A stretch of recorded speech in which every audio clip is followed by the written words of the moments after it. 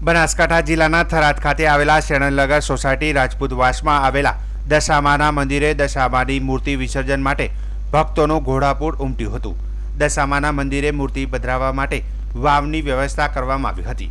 Dashama trust દ્વારા ભક્તો માટે ચા પાણીની સુંદર વ્યવસ્થા કરવામાં આવી હતી। બ્રાહ્મણો દ્વારા વિધિવત પૂજા સાથે માતાજીને પધરાવવામાં આવ્યા હતા। દશામાનું વ્રત દર વર્ષે અષાઢ મહિનાની અમાસથી શરૂ થાય છે અને આને દિવાસા તરીકે પણ ઓળખવામાં આવે છે। આ વ્રત સતત 10 દિવસ સુધી ચાલે છે। શ્રાવણ માસની નોમ સુધી તેની ઉજવણી કરવામાં આવતી હોય છે।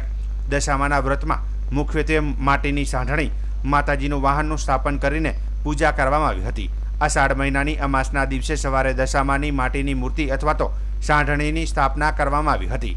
દશામાની દરરોજ માતાજીની પૂજા આરતી અને વ્રત કથાનું શ્રવણ કરવામાં આવ્યું હતું। વ્રત કરનાર શ્રદ્ધાળુઓએ 10 દિવસ સુધી એક ટાણું એટલે કે દિવસમાં એક જ વાર ભોજન અથવા તો નકરોડા ઉપવાસ કર્યા હતા। 10 દિવસ પૂરા થયા પછી શ્રાવણ મહિનાની નોમના દિવસે થરાદના દશામાના મંદિરે મૂર્તિ પધરાવવાની વ્યવસ્થા કરવામાં આવી હતી। દશામાની મૂર્તિ વિસર્જન માટે મોટી સંખ્યામાં ભક્તો ઉમટી પડ્યા હતા।